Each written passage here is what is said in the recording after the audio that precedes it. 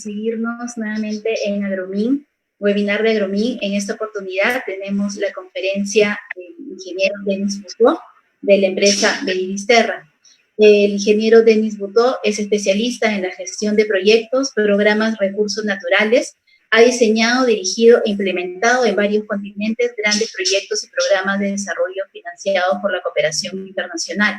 Ha apoyado funcionarios gubernamentales en diferentes países de África y América Latina en el planeamiento, implementación, gestión, monitoreo y evaluación de proyectos en recursos naturales. Es nativo de Quebec, Canadá, ingeniero forestal, egresado de la Universidad de Laval en Quebec. Ha hecho estudios posgrados en los aspectos social, económico y ambiental con las universidades de Ottawa, Canadá, y de Tegucigalpa, Honduras. Desde enero de 2019 es representante y gerente general de Veridisterra Internacional, empresa dedicada a la restauración de ecosistemas degradados. Adelante, ingeniero Butó. Sí, buenas noches. Muchas gracias, señora Rosa. Buenas noches, Roberto, por el apoyo para poder estar así en el público de manera virtual. Es realmente un placer, al nombre del equipo de Veridisterra, de estar aquí esta noche para discutir un poco con ustedes y ver un poco durante esta pandemia que nos tiene todos confinados, tener otro tipo de presentación. Entonces, esta noche ya vamos a hablar un poco vamos a hablar de restauración de tierras degradadas para el beneficio de todos. Y como título de nuestra conferencia, hablamos de recuperación de áreas degradadas como impulsora del desarrollo social, económico y ambiental post-COVID-19. Entonces, eso es el tema que hemos tenido. Naturalmente, antes de entrar en el tema como tal de la restauración, sería bueno tener una idea de un poco cómo va la situación de los ecosistemas en el mundo, de los bosques. Ahí está el contenido de nuestra presentación. En esta lámina puede ver que vamos a hablar de estado de los bosques, situación de los recursos forestales, y vamos a hablar enseguida de deforestación en el mundo y especialmente en el Perú. Y vamos a hablar de manera un poco específica de la biodiversidad, de la diversidad ecológica en América Latina, que es algo sumamente importante. Entonces, y después de eso, ya veremos unas recomendaciones post-COVID-19 y nuestra pequeña presentación de restauración de ecosistemas con Veridisterra. Entonces, como estado de los recursos forestales en el mundo, tenemos buenas referencias para hacer eso. Cada año la FAO, las Naciones Unidas, que están trabajando mucho para el inventario de los ecosistemas mundiales, nos hace un inventario anual.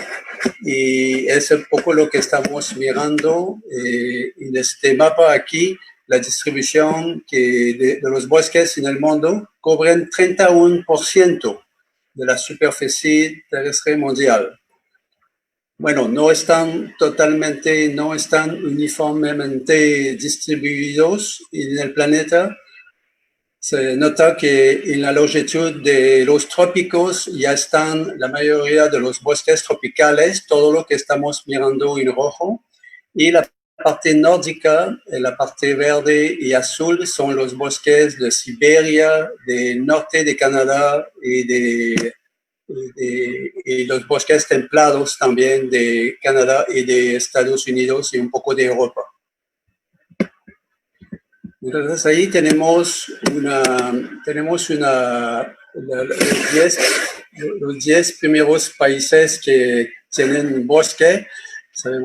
Conocemos a Rusia, que tiene un 20% de la cobertura mundial, Brasil, que tiene mucha importancia. Escuchemos hablar de Brasil a todo momento. Tenemos Canadá, que es en el tercer nivel. Tenemos a los Estados Unidos, tenemos a China, Australia y el Congo en África. Y finalmente, en el noveno puesto, ya tenemos a Perú con sus 70 millones de hectáreas, más de manera aproximativa, ¿no? Entonces, eso es la situación por país, ¿no? En realidad, el estado de los recursos forestales en el mundo, la resiliencia de los sistemas alimentarios humanos, nuestros medicamentos, nuestra capacidad de adaptarse a los cambios futuros dependen de esta misma diversidad. Este esquema que estamos mirando aquí es un poco una representación de todo lo que los ecosistemas nos traen: medicinas, granos, comidas, flores, etcétera, etcétera. El bosque nos trae todo. Nos permite, en la raíz del árbol, miran a 3 niveles, nos permiten desarrollar una resiliencia, el bienestar humano, y nos permite conseguir servicios ecosistémicos. Eso es siempre en el estado de los recursos forestales, las especies. Lo que es importante en este esquema, estamos mirando mucha vida, mucho ánimo, insectos, murciélagos, aves que habitan en los bosques, polinizan los cultivos, los árboles, los sistemas radiculares de los árboles, que acentúa los riesgos por los sistemas alimentarios por el cambio climático. La función de los bosques de captar y fijar el carbono y mitigar el cambio climático es cada vez más importante para el sector agrícola. Y creo que eso estamos todos de acuerdo, que la protección de nuestros ecosistemas es sumamente importante. Así es. Entonces, el 22 de mayo, disculpe que hay un pequeño error aquí a la derecha, pero el 22 de mayo ha sido el Día de la Biodiversidad en el mundo. Y en esta ocasión, la señorita Madeleine Hochschild del NRDC de Estados Unidos, que es un organismo que trabaja mucho a nivel mundial para proteger la biodiversidad, las especies, ha hecho este esquema en recuerdo que América Latina y en el Caribe tienen a nivel mundial 60% de la biodiversidad mundial. Es algo significativo. Vemos aquí la diversidad de los bosques, varía mucho según los factores del medio. Nosotros conocemos como el tipo de bosque, la geografía, el clima, el suelo y el uso antrópico. Entonces, bueno, aquí tenemos una troza, pero todo eso hace parte de nuestros ecosistemas.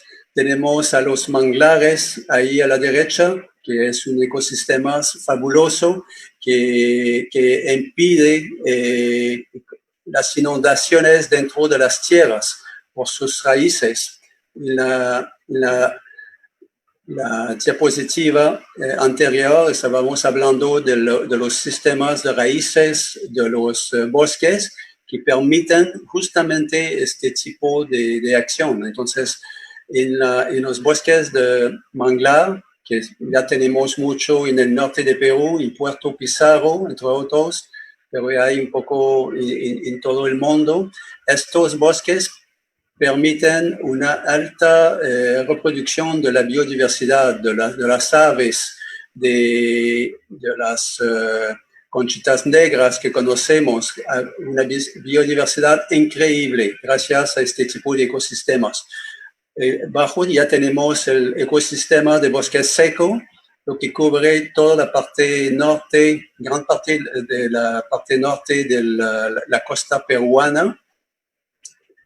Y en la parte izquierda tenemos los bosques de montañas con sus especies de altas montañas, especies andinas. Y por abajo tenemos bosques tropicales con sus champiñones aquí bien bonitos. Dentro de la biodiversidad, la castanea es un pilar de la conservación, de la economía derivada de la diversidad ecológica. Es un árbol precioso de unos 30-35 metros de altura. Tiene la famosa nuez de Brasil. Es una semilla comestible que todos conocen y es comercializada a nivel mundial. Actualmente hay miles de personas en Madre de Dios que están recolectando. Se mueven las familias cerca de los rodales de castañas para recolectar este precioso fruto. Para decir, es un apoyo grande a la biodiversidad, a la economía local. Es un ejemplo muy, muy importante de cómo puede contribuir de manera económica la biodiversidad.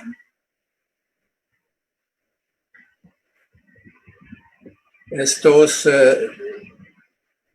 como le estábamos diciendo, estos medios de vida local, estamos los usuarios un aspecto que es importante que les quería mencionar es que la presión que naturalmente estamos haciendo sobre estos nogales, árboles, cuando hacemos la cosecha una vez al año, crea una presión sobre el árbol. Entonces el árbol tiene que desarrollar un sistema endógeno que le permite sostener su productividad. Es para decir cómo la naturaleza es ella misma resiliente, cómo ella misma se adapta a todo tipo de situación. No tiene otra situación, el árbol ya no se puede ir a otro lado, etcétera. Está ahí por vida y tiene que vivir con su ámbito. Entonces, ya se ha acostumbrado con las poblaciones y de acuerdo a los científicos, ya no hay problemas con la regeneración a cada año. Es algo magnífico. Un aspecto que es interesante es la semana pasada he visto en el periódico, en Agronoticias, que Madre de Dios iba a exportar 144 toneladas de castaña orgánica a Estados Unidos. Pueden imaginar el valor económico que eso representa sobre las miles de familias, la región de Madre de Dios, etc.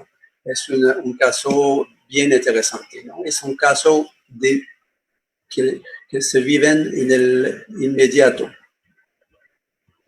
En el mismo día Mundial de la Diversidad, del 22 de mayo,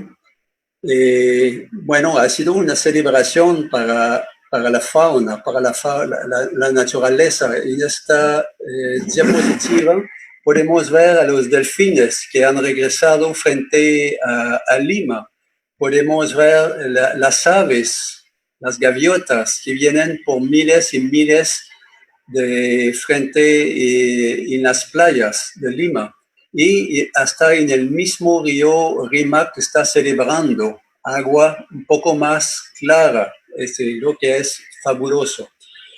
En este mismo día de la diversidad ecológica, nuestro viceministro del Ambiente, el señor Gabriel Quijandría, ha enviado de parte del Estado peruano un fuerte mensaje recordando el rol fundamental de la naturaleza, asegurar la viabilidad de la vida humana en la Tierra.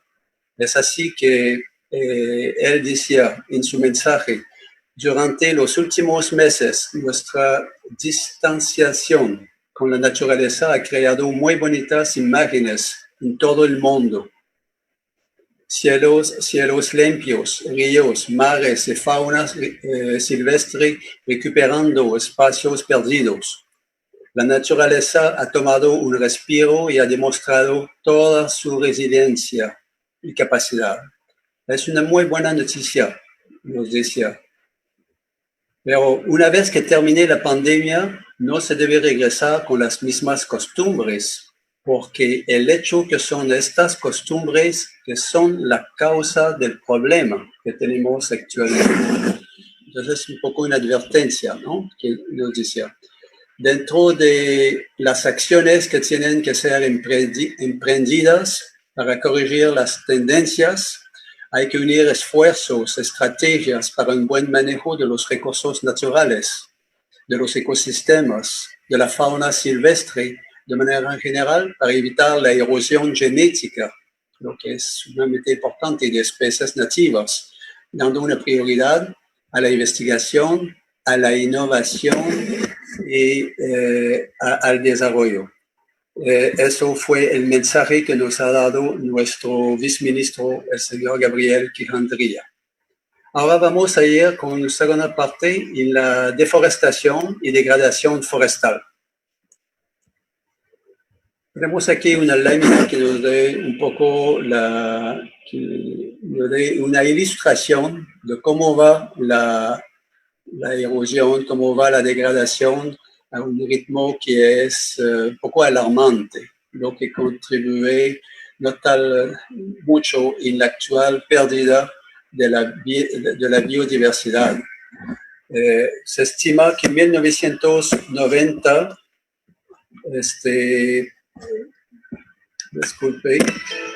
disculpe que yo creo que mi pantalla se ha ido. Vamos a ver si podemos regresar. No sabemos por qué exactamente. Son cosas que pueden ocurrir. Disculpe. Entonces, se estima que en 1990 se han perdido en el mundo unos 420 millones de hectáreas de bosque a causa del cambio de uso de tierra.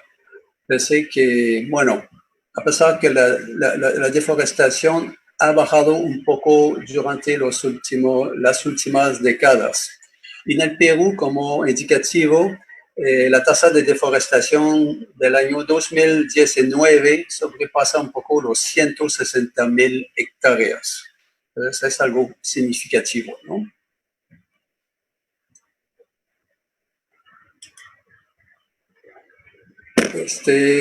Los países con mayor pérdida de bosque les tenemos aquí. Bueno, tenemos el vecino hermano grande Brasil con 1.300.000 hectáreas. Se está perdiendo. Es mucho. La República Democrática del Congo en África, en el centro de África, es un país que pierde mucho bosque. En realidad, hace 20 años tenía un poco igual que Indonesia, tenía alrededor de 110, 120 millones de hectáreas de bosque, pero por concursos de problemas internos y de las invasiones de otros países del lado este, el país está sufriendo una gran deforestación, lo que es una tristeza. En Indonesia sube una gran deforestación y tenemos a Perú, que es el quinto lugar en el mundo y tanto a deforestación. Entonces, en relación a bosques mundiales, está en el 9º puesto, pero en tanto a deforestación está en el 5º puesto. Yo creo que hay que cuidar mucho. La expansión agrícola sigue siendo siempre la principal causa de deforestación y fragmentación del bosque y la pérdida asociada a la biodiversidad, ¿no? La agricultura comercial a gran escala, principalmente la ganadería y el cultivo de soya y aceite de palma, fue la causa. Ya. Entonces, ahí tenemos los hogares que dependen de la leña, de la leña. En el mundo, los que estamos mirando en rojo son los países de África Central, países que viven mucho en base a la leña para cocinar sus alimentos.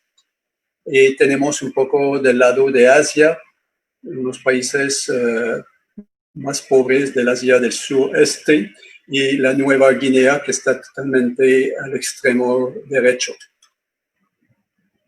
Yo le comentaba que palma, soya son dentro de los grandes cultivos mundiales que toman mucho espacio y son los espacios que eran jadis áreas boscosas.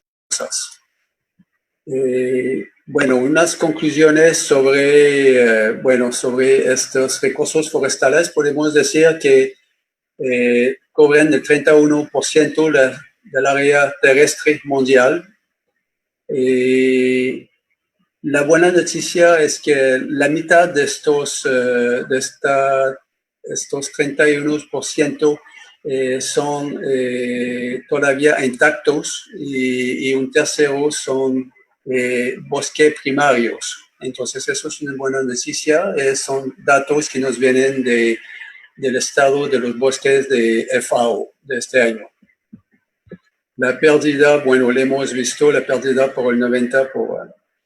Entonces, como próximo subcapítulo de esta presentación, le quería dar unas observaciones sobre cómo seguir, cómo continuar después del post-COVID, que es Entonces, aquí tenemos la FAO que nos está dando sus consejos. La FAO nos está dando consejos y reflexiones sobre, por ejemplo, el monarca, por ejemplo, digamos, si bien el COVID-19 es la fuerza actual que es grande, que es importante en tanto a la interrupción que tenemos a nivel mundial, a nivel de producción, también necesitamos desarrollar resiliencia en relación a todo, buscar equilibrio entre lo que viene en post-pandemia. Tenemos que buscar un equilibrio entre lo que es el económico, el cambio climático y la degradación de la tierra. La pérdida de diversidad, la escasez de agua, las plagas y las enfermedades. Entonces, son todos temas muy importantes para la sobrevivencia del ser humano en este planeta. Entonces, es hora de convertir esta crisis definitiva en una oportunidad para avanzar hacia una nueva normalidad. Puede decir que muchas actividades van a continuar, pero hay que buscar cómo estas actividades pueden continuar y al mismo tiempo pueden transformar cultivos actuales en sistemas más sostenibles, invertir más en investigación, en innovación, investir más en sistemas más resistentes que tengan la capacidad de reducir riesgos y vulnerabilidades a las múltiples amenazas y que pueden recuperarse de manera oportuna. Entonces, para decir aquí, el mensaje es para decir, tenemos un post-COVID, tenemos varios meses de interrupción de actividad, pero ya vamos a volver a reiniciar, a continuar. Esperemos que eso salga como una gran oportunidad para la humanidad, para buscar, como le estamos diciendo, buscar maneras más sostenibles, más resilientes para el ser humano. Por ejemplo, la pandemia nos ha hecho perder muchísimos puestos de trabajo y es un aspecto que deberíamos pensar cómo hacer para no estar tan vulnerable frente a, de repente, al futuro que viene. No sabemos lo que nos está esperando. Entonces hay que ir pensando. Entonces pensamos que, bueno, de nuestro lado pensamos que hay efectos beneficiosos, ¿no?, de esta crisis de salud en el medio ambiente, que dan un lugar a una serie de reflexión definitivo sobre sus causas y los medios para salir, de ella, y que deben ser consistentes con los objetivos de desarrollo sostenibles que estamos hablando desde la Comisión Brundtland en 1987, desde 1992, cuando se creó en Río el gran movimiento de desarrollo sostenibles. Entonces hay que ser lógico, hay que ser tenaz para poder continuar en este sentido. Nos debemos centrar, por ejemplo, en una pregunta muy importante. ¿Qué decisiones debemos tomar como sociedad para guiar inteligentemente la transición social, ambiental y económica?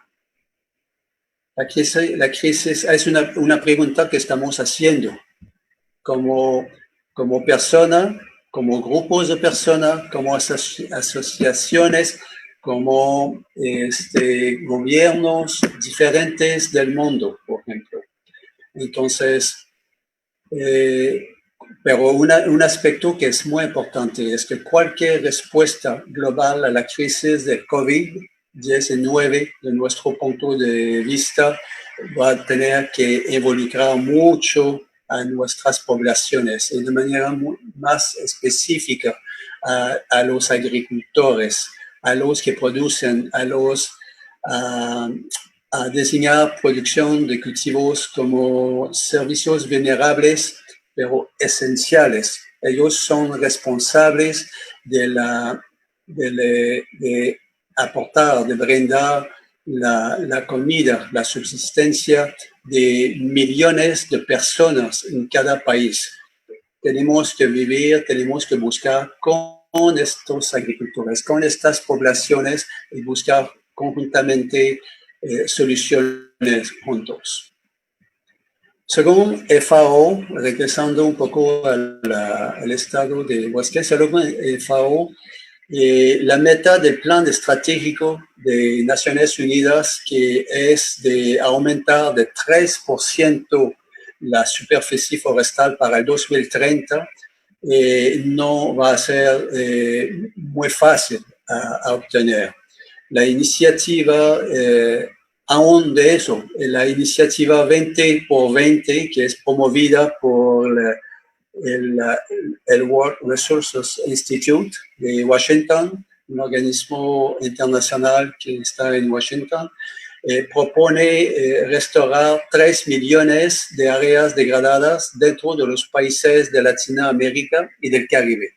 Es un horizonte, es una meta que nos parece interesante, pero hay que, como se dice, hay que levantarse temprano para poder cumplir esta meta.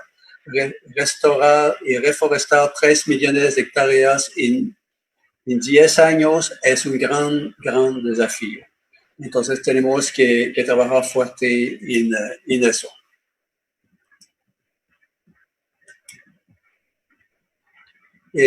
Más allá, ahora sí.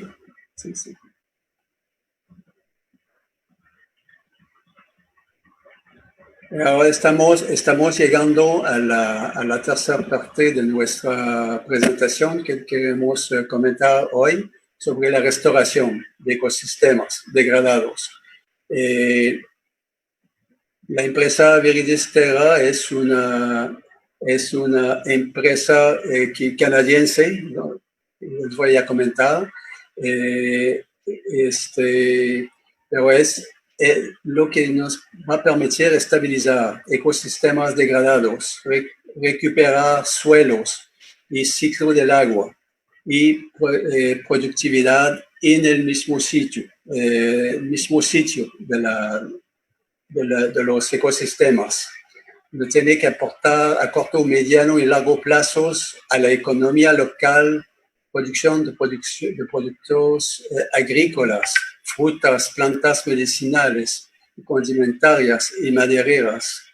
El proceso de restauración requiere una planificación participativa, como hemos mencionado, con los grupos interesados en el campo, las comunidades, las cooperativas, las asociaciones campesinas, etc. Entonces ahí es cuestión de involucrar a todos los actores.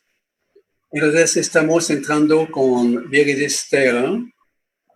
Es una empresa de reforestación, restauración de paisajes forestales y agroforestales a gran escala. La idea es ya sabemos, reforestar a corto sobre metas pequeñas, pero si queremos reforestar las 3 millones de hectáreas en los 10 años que tenemos enfrente, ya vamos a tener que empezar a buscar estrategias y maneras de restaurar a gran escala. Viridis Terra quiere compartir con usted sus maneras de trabajar.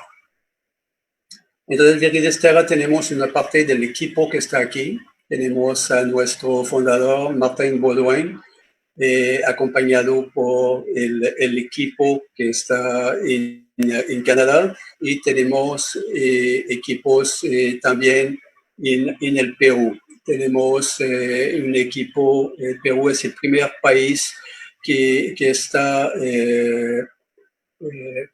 empezando Viridis Terra a dar el apoyo para poder restaurar. Entonces, ahí tenemos un equipo nacional y un equipo multidisciplinario que está más grande a cada momento. Es multidisciplinario, especializado en silvicultura, en agroforestería, en agroecología, en restauración ecológica, pensamos mucho en la responsabilidad social, al desarrollo sostenible, entre otros. Viridis Terra tiene mucha experiencia en América del Norte, tiene experiencia en América Central, en África, en Burkina Faso, en Rusia, y estamos en Perú iniciando. Entonces, a nivel global, hay 2 millones de hectáreas de tierras del planeta que están degradadas. Entonces, eso es mucho. Entonces, es como un continente. Hablamos de todo lo que es pérdida de biodiversidad, de escasez de agua, de contribución. Cambio climático a nivel social, son millones de personas afectadas. Al nivel económico son trillones o 1.000 millones de dólares en tanto en impacto, y en términos de área, bueno, ya conocemos. Entonces tenemos aquí un paisaje bastante degradado, hay mucho por hacer. Pero lo importante es que hay recursos humanos, hay voluntad y hay visión hacia eso. Es lo interesante, ¿no? Entonces, actualmente la restauración global a nivel mundial son de 500 mil millones de hectáreas para restaurar en 2030. Es un objetivo grande y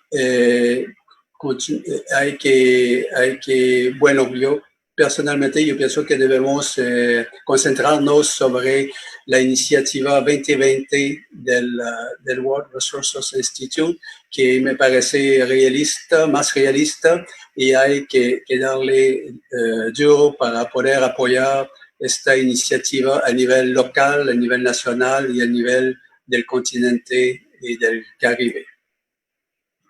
Nuestras soluciones están así.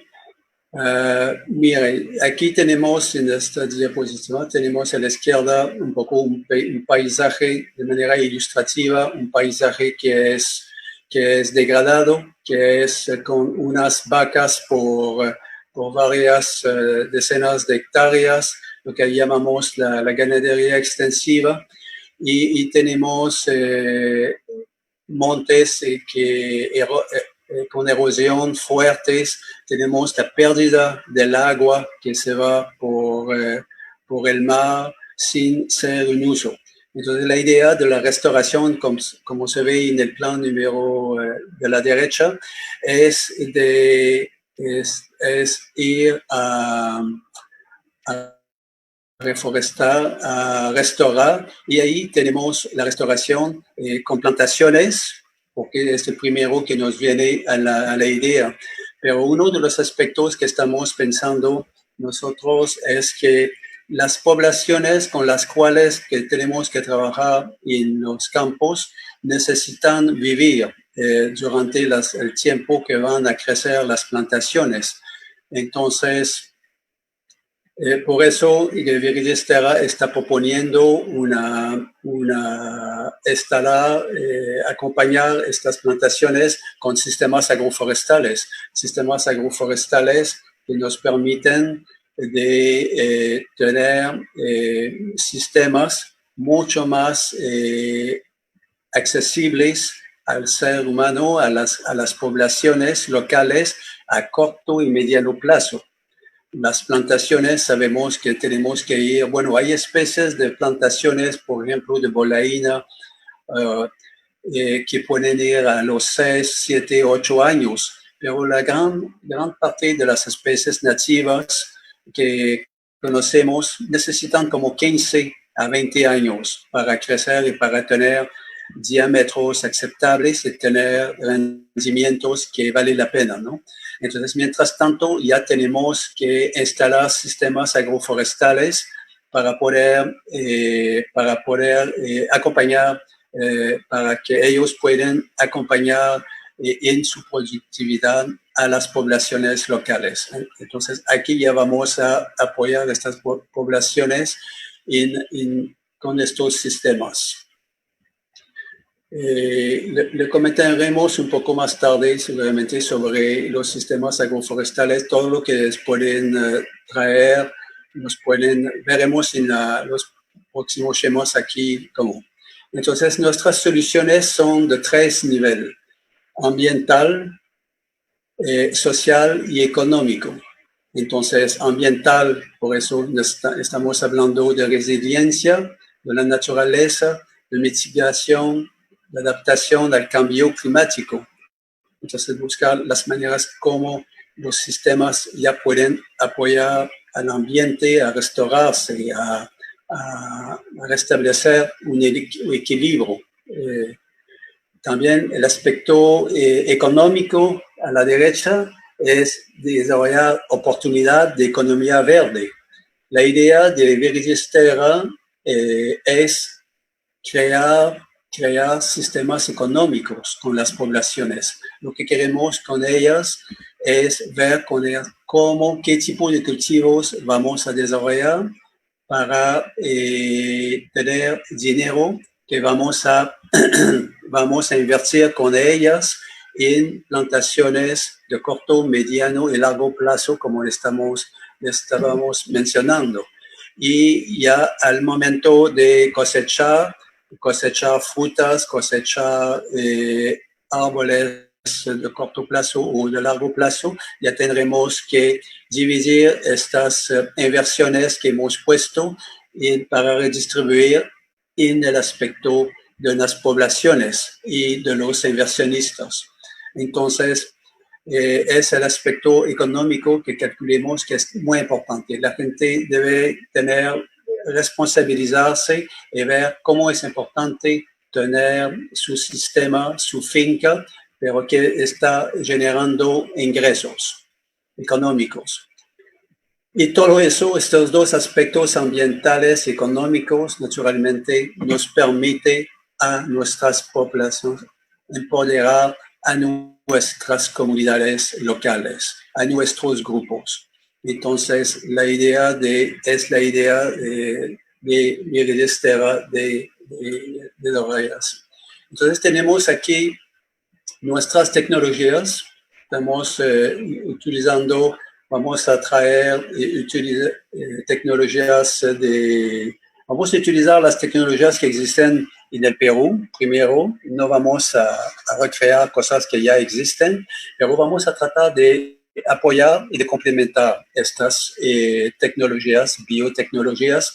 Hay empresas que funcionan bien, hay ministerios del Estado como el INIA, como el Ministerio de Agricultura, el CERFOR, que están haciendo mucha investigación a nivel nacional sobre plantaciones, sobre sistemas agroforestales. Entonces, ya vamos a apoyar estas iniciativas y vamos a complementar con nuestros avances que tenemos en Canadá. Entonces ahí ya podemos traer viveros y poner in situ viveros de altas tecnologías con laboratorios de biotecnologías. Tenemos también una plataforma que es de vincular, de interesar a la gente a nivel mundial a invertir en las fincas, a invertir en plantaciones, a invertir en restauración. Es importante informar e invitar a miles y millones de personas para que inviertan en esta actividad de restauración.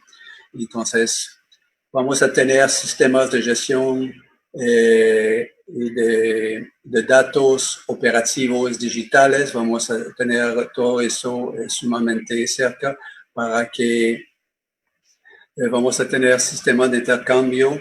Es muy importante que tengamos un buen sistema de monitoreo para informar a nuestros inversionistas que tienen que saber, que estar bien enterados de cómo van sus inversiones, que sean pequeñas, medianas o grandes. Es muy importante que el proyecto ponga en marcha sistemas muy eficientes de monitoreo. Y finalmente, la restauración integrada de paisajes forestales nos va a permitir un enfoque, nos va a obligar y a permitir un enfoque participativo de la restauración. Es decir, necesitamos hacer participar de manera activa a todas las partes interesadas, desarrollar los mercados y cadenas de valor y los pagos que les voy a comentar un poco más tarde. Pero justamente el aspecto de mercados, nosotros tenemos en nuestro equipo nacional, aquí en el Perú, tenemos ingenieros forestales y tenemos economistas agrícolas que están haciendo todos los estudios de comercialización para analizar bien cuáles son las especies que van a ser interesantes para nuestros grupos. Entonces, vamos a trabajar con grupos en la idea primera es crear una primera fase de 3 años en la cual vamos a crear un centro demostrativo, como yo les voy a enseñar un poco más tarde, pero un centro demostrativo en lo cual ya vamos a tratar de informar a la gente, a los grupos localmente, un regreso a buenas prácticas o a nuevas prácticas que van a permitir aumentar la productividad de los suelos, etc. Entonces, en términos de tecnologías avanzadas, ya tenemos teledetección, vamos a tener viveros, biotecnologías, vamos a tener tecnologías de geotrazabilidad, lo que es sumamente importante para saber conocer exactamente el crecimiento y el avance de todas nuestras operaciones. Entonces tenemos proyectos, aquí es lo que estamos mirando es el círculo de restauración integrada de paisajes forestales. Empecemos con inversiones de impacto, lo que estamos arriba. Los inversionistas creen en eso, invierten, sean pequeños, medianos, grandes. Vamos a invertir en el sector agroalimentario, como estábamos diciendo, mediante sistemas agroforestales. Vamos a invertir en plantaciones de mediano y de largo plazo. Vamos a invertir en bioenergía y en créditos de biodiversidad y en créditos de carbono. Eso, los créditos de biodiversidad es algo que va a ser interesante para los productores, porque mientras tanto van a producir sus sistemas agroforestales, mientras tanto van a crecer sus árboles cada año, van a recibir sus bienes, sus créditos de biodiversidad. Eso le vamos a calcular de acuerdo al tamaño y al nivel de implicación de cada proyecto que tendremos. Naturalmente estamos en discusión con organismos para conseguir también los créditos de carbono. Entonces se estima a nivel mundial que por cada dólar invertido, cada $7 invertido, por cada dólar invertido se puede cosechar dentro de unos 10, 15, 20 años hasta $7.30. Es para decir, perdón, se multiplica muchas veces la inversión inicial. Hay que tener perseverancia, hay que trabajar fuerte, pero si cada uno está involucrado en eso, pensamos que ya lo podemos hacer.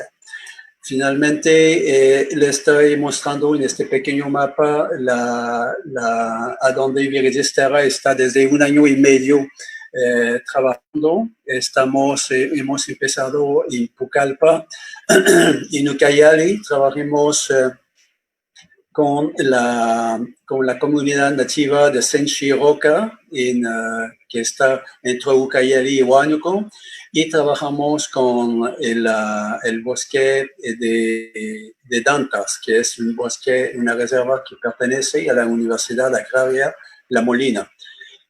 Con ellos vamos a ver para preparar un perfil de proyecto para todo, un poco como en la selva central, entre el kilómetro 86 y a donde está Dantas, para ver con las autoridades locales, los grupos de trabajo que pueden trabajar con nosotros, pueden ser grupos de ganaderos. Sabemos que en Puerto Inca y en este distrito hay mucha ganadería que podría ser complementada con sistemas pastorales, con mejor crecimiento de los pastales, y que podrían tomar una parte de sus áreas para crecer plantaciones comerciales de árboles o las mismas plantas de agroforestería. Entonces es un poco el modelo que queremos entrar de frente inmediatamente después que la pandemia va a ser controlada. Ya estaremos viajando en Ucayali, Huánuco, para ir preparando un perfil de proyecto en este sentido. Entonces, hemos visto los objetivos de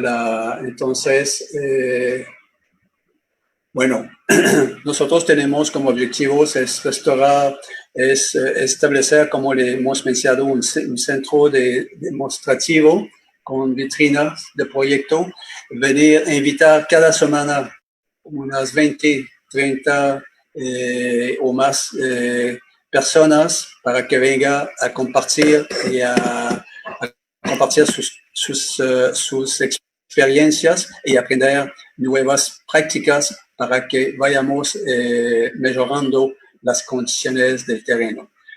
Construir las bases, de lo que estamos hablando, entonces, construir las bases del proyecto.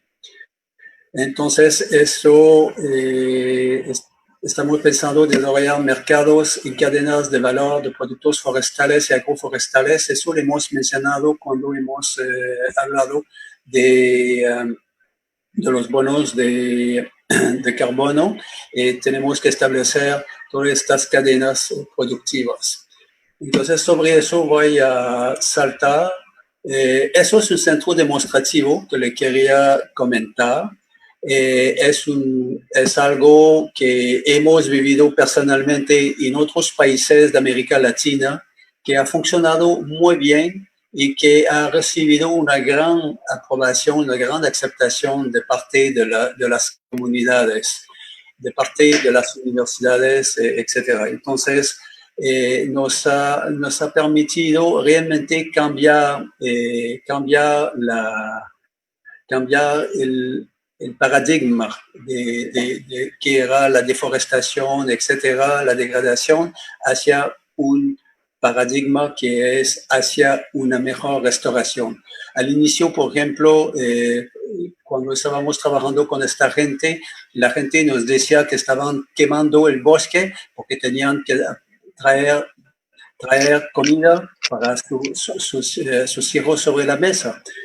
Unos 10 años después nos dice esta gente, nosotros estamos plantando sistemas agroforestales y plantaciones porque sabemos que con eso ya estamos enviando nuestros hijos en la universidad, en la capital. Entonces es un cambio bien diferente. Yo lo que quería comentar un poco antes es que personalmente yo creo que, bueno, al inicio de esta presentación hemos mostrado como comentarios finales, quiero terminar ahí, hemos mostrado el inicio de esta presentación de gran potencial en los recursos forestales que existen en el país, el cual está en contradicción un poco con el alto nivel de deforestación. Estamos importando maderas de otros países, como Chile, por ejemplo. Es algo un poco difícil de comprender. Con un país con tanta biodiversidad, tantos recursos naturales y con población que trabaja, que es trabajadora, el desarrollo de una visión, además de una visión estratégica concertada, se puede aumentar, se puede parar esta deforestación para aumentar el potencial productivo del país, para atender bien mejor a sus poblaciones. Personalmente, es una opinión muy personal, yo creo que hemos fallado en la tarea de acompañar a las poblaciones en la selva para apoyarles en desarrollar buenas prácticas en el campo, lo que hubiera permitido tener mejor rendimientos y tener mejor manejo de espacio rural, de tal manera que los colonos no tendrían que migrar a todo momento para conseguir más áreas de trabajo. El centro demostrativo, como está en la pantalla, permite capacitar, sensibilizar a miles de personas a cada año. No hablamos de unos 10 o 20 o 30, no, debemos hablar de miles. Son millones de campesinos que están cada año cambiando de sitio hacia el otro. Esta gente no conoce cómo manejar, cómo trabajar en bosque tropical. No les podemos pedir conocer todo. Necesitan generaciones para aprender todo eso. Pero hay conocimientos a nivel del mundo, hay conocimiento a nivel del país. Hay mucha gente en este país, hay muchas instituciones que ya enseñan estas técnicas, estas buenas prácticas que pueden ayudar. Lo que puede parecer un costo a primera vista por los gobiernos puede convertirse en una inversión social, además de ser un gran aporte a nivel económico y social. Entonces, yo termino sobre eso. Yo tendría muchas cosas que comentar más, pero yo creo que para una primera exposición de nuestro programa de investigación ya va a ser suficiente para hoy. Muchas gracias por su atención y si va a ser un gusto contestar a sus preguntas si tienen. Ingeniero Hurtado, muchas gracias por su conferencia. Tenemos algunos saludos que nos hacen llegar desde Tembladera, Cajamarca. Nos envían saludos para usted. Tengo una pregunta, por ejemplo, de la señorita Mari Verástegui. Me dice, estimado ingeniero, mencionó que la castaña significa ingresos económicos para una comunidad de Madre de Dios. ¿Qué otros frutos pueden ser comercializados y significar beneficios económicos? Bueno, es muy buena pregunta, señora de Madre de Dios. Hay decenas y decenas de frutos. Estamos con nuestra especialista, la economista ingeniera Flor de María Robles, está haciendo estas estimaciones. Estamos preparando justamente evaluaciones para nuestros sistemas agroforestales y justamente para introducir frutos que vienen de la selva y que pueden ser utilizados. Entonces son varios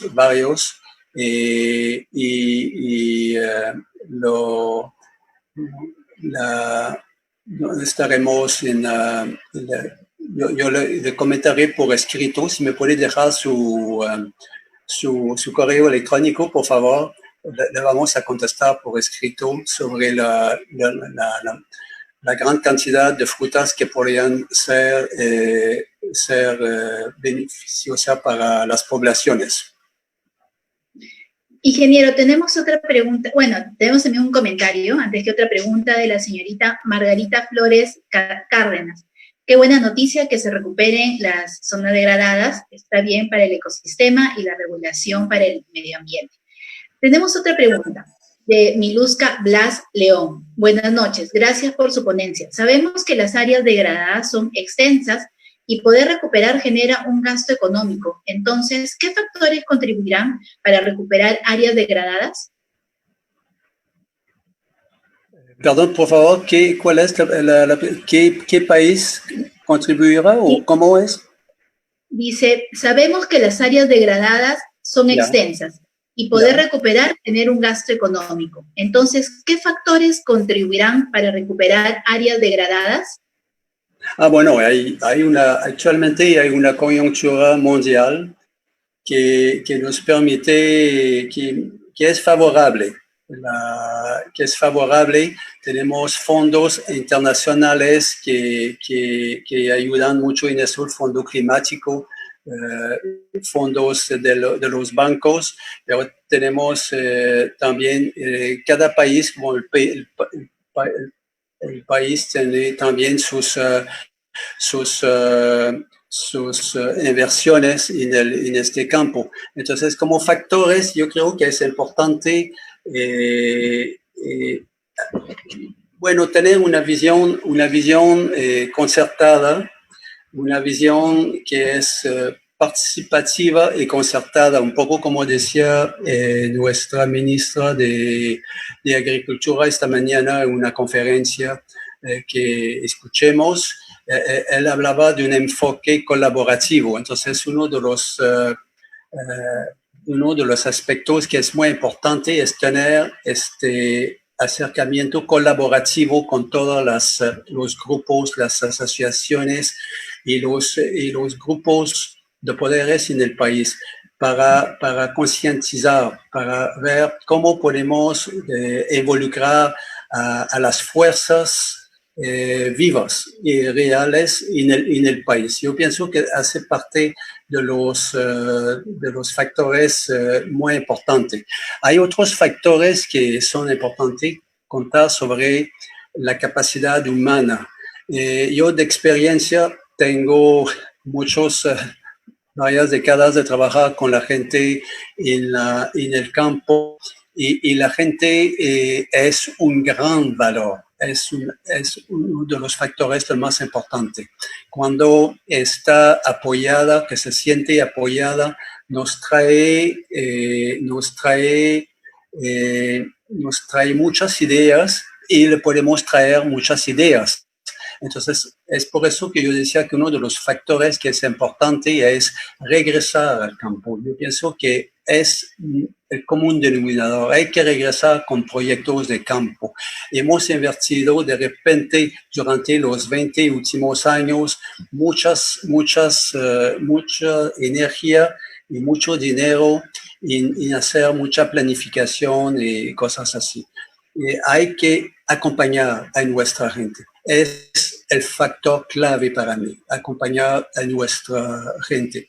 Bueno, y tenemos a nivel de financiamiento, como yo les decía, tenemos una coyuntura internacional que podría ser favorable, aunque sabemos que con el con la pandemia, países como Perú, como Canadá han tenido que invertir $1,000 millones en apoyar sus poblaciones.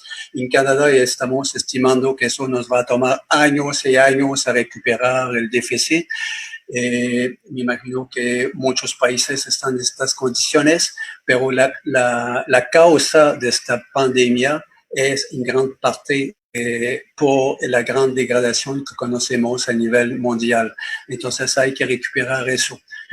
Gran parte de las soluciones, los medicamentos del futuro pueden estar dentro de estos ecosistemas que necesitamos restaurar y cuidar sobre todo. Muchas gracias, ingeniero Carlos, por su pregunta. Muy buena. Ingeniero, tenemos otra pregunta del señor César Guamán de la Cruz. ¿Qué opina de sembrar pinos en la sierra peruana? Bueno, mire, yo creo que hay que hacer bien los cálculos, ¿eh? A cada vez que el pino hay que ver cómo hay que tener las lecciones aprendidas de Cajamarca. Hay libros que han estado escritos. Vale la pena continuar con pino, posiblemente. Hay que analizar eso. La gente, nosotros vamos a continuar y a ver este análisis. Entonces, nuestra tendencia como Viridis Terra es trabajar con especies nativas en la selva y sobre todo para tratar de restaurar los ecosistemas de acuerdo a su identidad inicial. Entonces, eso es la idea. Pero eso no impide que en un momento haya un poco de especies. Por ejemplo, en la sierra están sembrando el eucalipto hasta 2.800 metros. El eucalipto, para retener pendientes muy fuertes, es una especie interesante porque crece en 2-3 años y retiene los suelos. Entonces, son especies que son útiles. No hay que de repente poner el pino, el eucalipto por todos lados, pero sí puede ser. Nosotros estamos mucho para fomentar las especies nativas en la sierra, pero cuando estaremos llegando aquí dentro de unos 2 o 3 años estaremos mirando eso. Pero el pino para mí siempre es un árbol que es interesante. Yo soy canadiense, es un país que tiene millones de hectáreas de pino, entonces me gusta el pino, pero la verdad hay que ver cómo la especie le cae bien al ecosistema, cómo se establece, cómo contribuye a la resiliencia, cómo contribuye a bajar la vulnerabilidad frente al cambio climático. Son todas estas preguntas que nos tenemos que hacer, señor. Ingeniero, otra pregunta. Bueno, primero, el ingeniero Rómulo Mucho desea felicitarlo por su brillante exposición. Él tiene dos preguntas para usted. Primero, ¿qué se requiere para forestar y recuperar las zonas mineras antiguas? Y la segunda pregunta, ¿tiene áreas identificadas para el área de forestación en el Perú? Ya, por la primera pregunta vamos a empezar de inmediato. Mire, Veritas Terra tiene una buena experiencia, como le decía. Veritas Terra en realidad inició en Canadá restaurando sitios mineros, sitios deteriorados por el mineral o sitios así contaminados. Y le está saliendo muy bien. Desde 7, 8 años está trabajando en en varias empresas en el norte de Quebec, sobre todo, un poco en el norte de Ontario, pero es bien interesante. Entonces, yo creo que aquí en el país, es un país que tiene que estar, que ya tiene todas las bendiciones del cielo, podemos decir, en comparación a Canadá. En Canadá tenemos, en general, a donde tenemos las empresas mineras, un crecimiento de 3 meses al año, junio, julio y de repente septiembre, o por ahí, no más, 3 meses.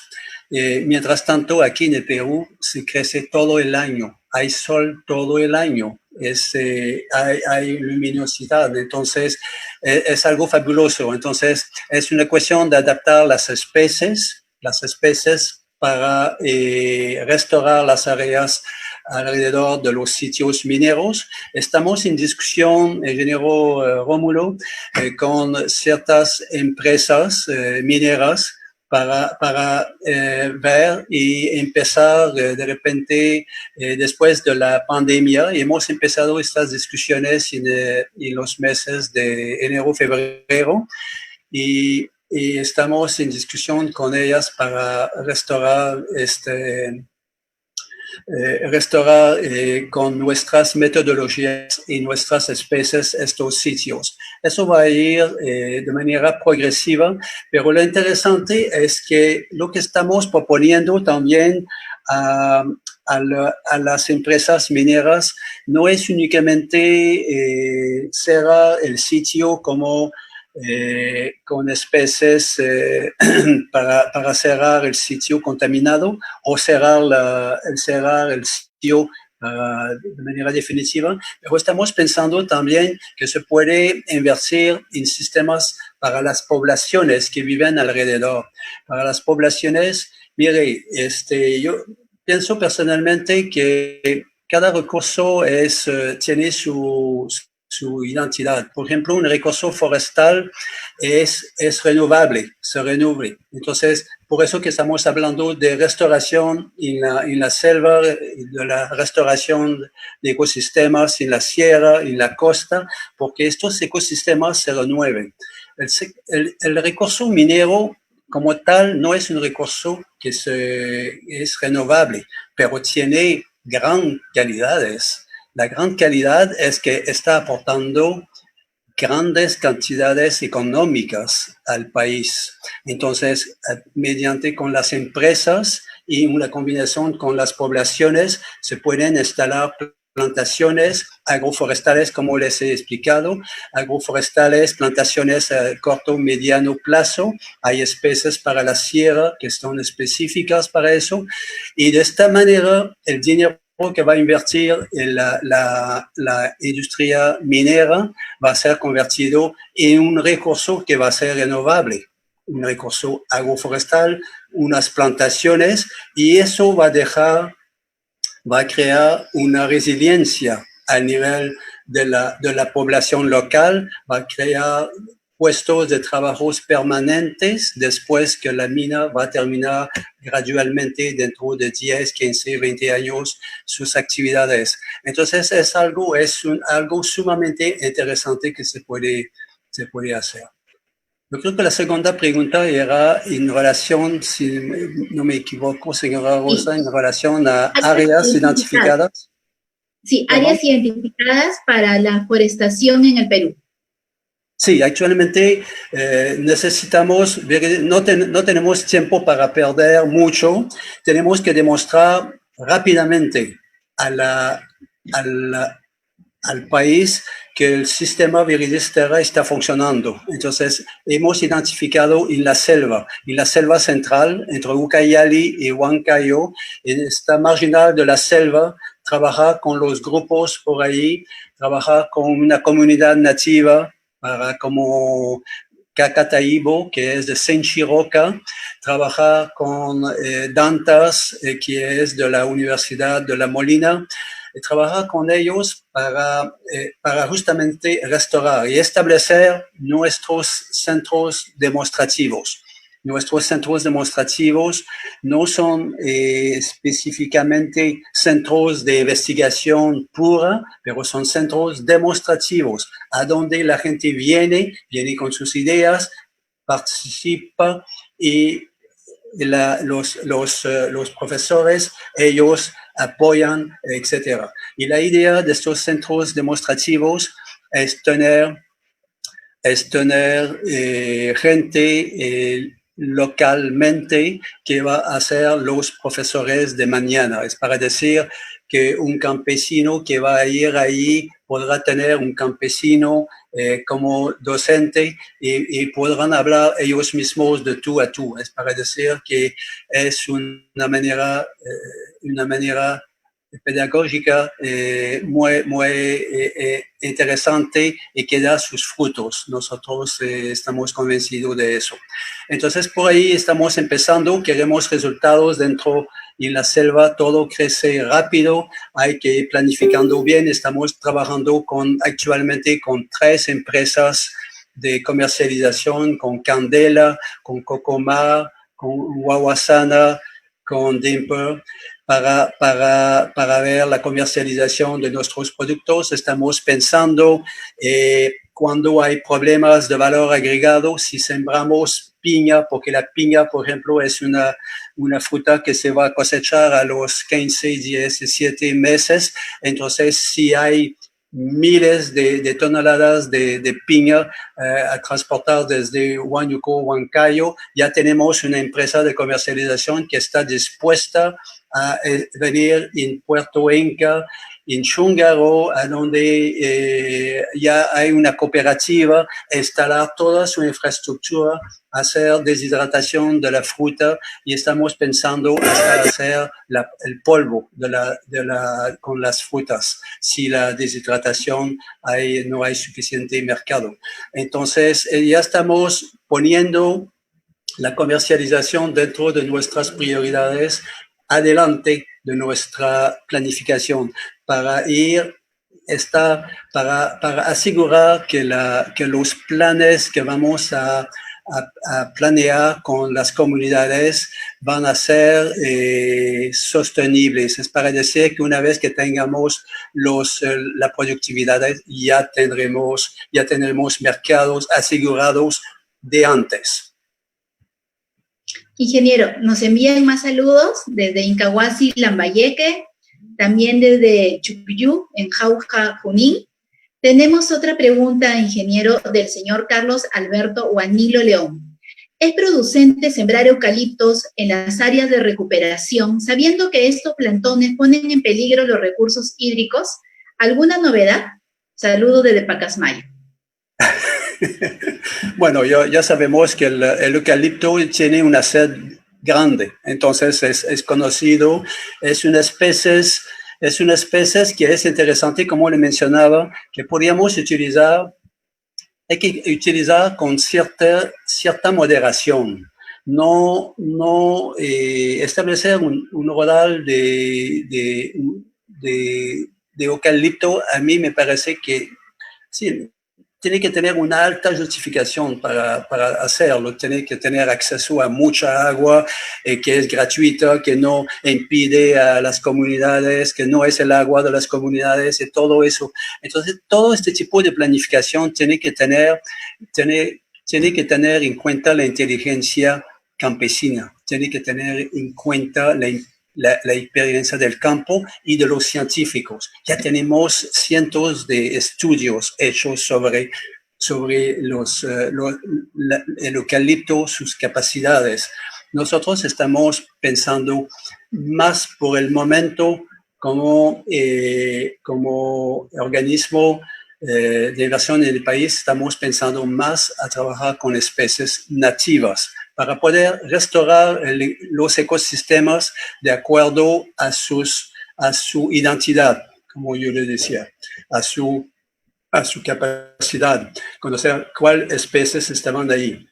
Ahora, eso no impide que un momento en un sitio en la sierra o a tal sitio cerca de un río que hay una pendiente fuerte y hay erosión, un eucalipto o dos o tres pueden parar la erosión. Estamos de acuerdo y si están, pero no hablemos de grandes cantidades. El Perú tiene una biodiversidad tan increíble, tan grande en recursos naturales que ya puede encontrar sus especies aquí mismo, en sus mismas áreas de ecosistemas. Ingeniero, tenemos otra pregunta de la señorita Mili Quispe Hualpa. ¿Cómo analiza el contexto en el que se habla de desarrollo y su importancia en el bienestar y calidad de vida de la población? ¿Y cómo ha cambiado este contexto a partir del COVID-19? Ya, ¿me podría repetir un poquito, por favor, Claro que señora sí. Rosa, un poco más fuerte? Sí, ¿cómo analiza el contexto en el que se habla de desarrollo y su importancia en el bienestar y calidad de vida de la población? ¿Y cómo ha cambiado este contexto a partir del COVID-19? Bueno, es una buena pregunta, ¿eh, señorita? Yo diría que, bueno, ¿cómo evaluar cómo ha evolucionado este contexto durante el COVID? Tenemos informaciones que están dispersas, que están diferentes. Es difícil de decir cómo van los recursos actualmente en la selva, en el norte, etcétera, ¿no? Pero lo que puedo decir es que la buena noticia es que, como le estábamos diciendo en una de las láminas, eso ha traído un cielo más azul, ha traído agua más limpia, ha traído más tranquilidad, más oxígeno, menos carbono en el aire, ha traído en estos 3 meses de pandemia, ha traído un descanso para la naturaleza. Hemos visto que hay animales que regresan en las ciudades, etcétera, ¿no? Es algo interesante, ¿no? ¿Cómo vamos a salir de ahí? Hay que aprovechar eso como cada uno que escuchan, que hacen parte de un pequeño pueblo, que hacen parte de una aglomeración pequeña, mediana, etcétera. Hay que ir reflexionando cómo podemos salir de eso. Nos podemos hacer mejor en el futuro, porque deberíamos saber por qué esta pandemia nos ha tocado a todos. Felizmente ya tenemos la ciencia para enseñarnos, para controlar la pandemia. Ya sabemos cómo, pero ya sabemos, sabemos cómo hasta un cierto modo, diríamos, ¿no? No tenemos todavía vacuna, pero bueno, sabemos que estamos en el camino. Pero para salir de ahí, yo creo que eso nos obliga a una reflexión bien profunda como persona, como grupos de personas y como país, tanto en Canadá, en Perú y otros países. En Canadá estamos haciendo la misma reflexión. ¿Cómo podemos ser mejor después de eso? Para no reproducir de nuevo. ¿Cómo no perder? En Canadá estamos asustados. Hemos perdido 30% de nuestra gente que está trabajando en las empresas, etcétera. 30%. se pueden imaginar lo que representa un nivel de PIB. Todo eso es increíble. Yo sé que en el Perú la situación es muy difícil también. Entonces, no podemos dejar esta ocasión de pensar con mucho más profundidad a cómo debemos salir de eso. Entonces, es un poco la respuesta que yo les diría. Yo creo que los estudios después de eso, en los próximos meses, nos van a decir cómo van a salir los ecosistemas después de esta pandemia. Ingeniero, tenemos otra pregunta. Los colonos cada vez amplían su frontera agrícola a costa de quema de bosques en la ceja de selva, pero también la minería ilegal. ¿Tiene algún mecanismo de control al respecto? Uy, la pregunta del millón es algo bien complejo, ¿eh? Es algo que, mira, hemos pensado que nosotros si establecemos el centro demostrativo, por ejemplo, en la carretera entre Ucayali y Huancayo, vamos a demostrar que hay sí, buenas prácticas. Si recibimos a este centro que ustedes tienen en la lámina, en su pantalla, si recibimos 30, 40 personas cada semana y que se va generando ideas nuevas, eso va a ser un efecto multiplicador muy rápidamente. La gente es inteligente. La gente es muy inteligente y se dan cuenta rápidamente cómo pueden cambiar las cosas. Nosotros hemos vivido con proyectos muy concretos y eso es bonito. Y eso nos permite creer que sí la gente puede cambiar, que sí podemos hacer mejor. Entonces, un centro demostrativo es una manera para hacer las cosas, restaurar todos estos planos que tenemos de restaurar 3 millones de hectáreas, son maneras que nos van a ayudar a restablecer el equilibrio.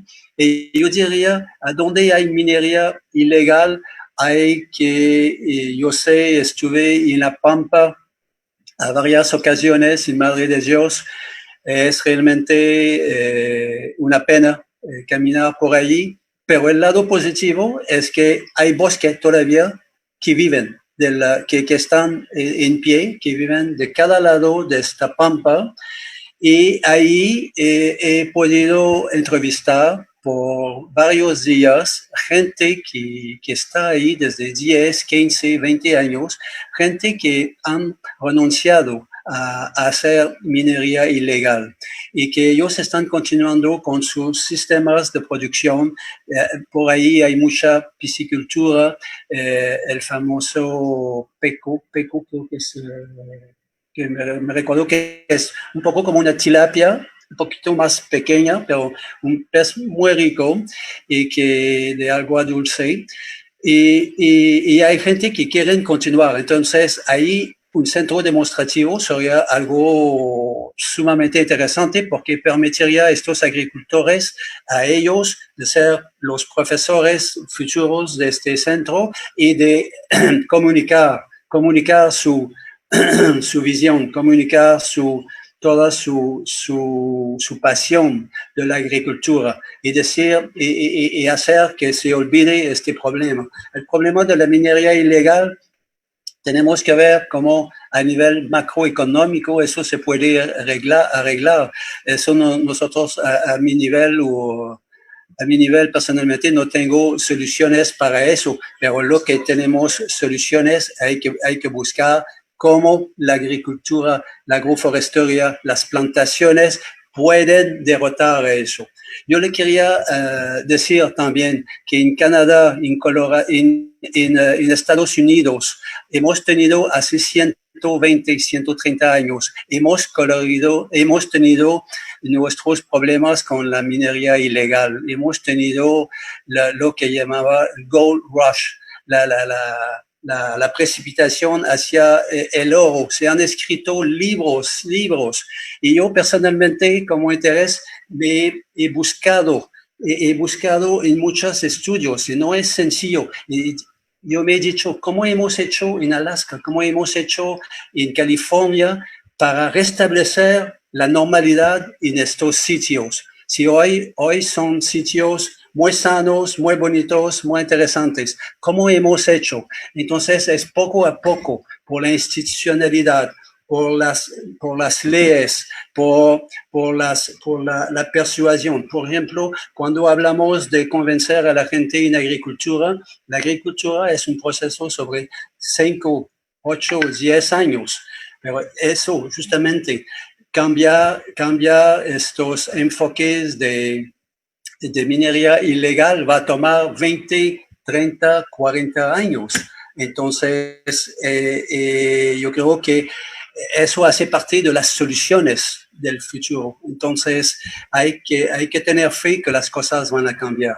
Tenemos experiencias vividas en el mundo, hay que aprovechar las lecciones aprendidas, hay que ver cómo han hecho para retroceder, para hacer que ahora Canadá es Canadá y Estados Unidos es Estados Unidos, que no tenemos minería ilegal, como hemos hecho para hacer eso. Entonces, hay que sintetizar todo eso, hay que analizar y decir lo que nos podría ser apropiado un país como Perú.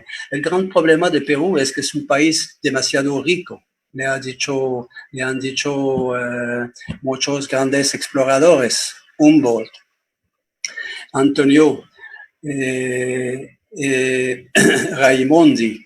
Entonces, es difícil manejar un país que tiene tantos recursos, pero yo tengo fe. Perú es un país que hay mucha capacidad a alto nivel, a todos niveles, y tiene gente a nivel del campo, trabajador, es lo bonito, que está dispuesta a hacer lo mejor.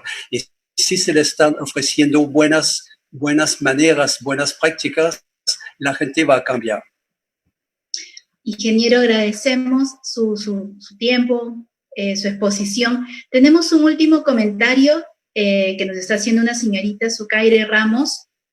Dice, saludos desde Puno, y si en vuestro plan podría tener la consideración de ampliar ya nuestra selva de Puno, se está desapareciendo el cultivo de la piña, y si pudieran apoyarnos para su reactivación. Ese es un comentario, después vamos a pasarle también a ustedes los datos. Ingeniero, nos gustaría saber sus conclusiones finales, por favor. Bueno, muchas gracias a todos por haber tenido la paciencia de escuchar 1 hora y media casi. Sabe que hablar de todo eso, hablar de la naturaleza, hablar del ser humano dentro de la naturaleza, de su bienestar, eso es la pasión de unas personas y es mi pasión. Entonces siempre voy a continuar a trabajar. Estoy aquí en el Perú con mi familia y queremos realmente lo mejor para este país. Yo creo que tiene todas las capacidades de ser un país rico, no únicamente en recursos, pero rico en bienestar, en respeto y transparencia. Muchas gracias a todos y buenas noches. Muchas gracias, ingeniero. Y bueno, reiteramos a todos los participantes que nos siguen que las conferencias de Agromin, de los webinars de Agromin, están siendo colgados en nuestra página web, en la pestaña de webinar, donde pueden ver los videos y también las presentaciones de cada expositor. Y finalmente, y los invitamos a todos ustedes a la siguiente conferencia, el próximo martes 16, en el cual expondrá el doctor Eladio Ramón Núñez. Él es director de la Dirección y Evaluación de Recursos Hídricos de la Autoridad Nacional del Agua, es decir, del ANA. Los esperamos a todos ustedes nuevamente el próximo martes a las 8 de la noche. Gracias, ingeniero Butó, y gracias a todos por su participación. Buenas noches.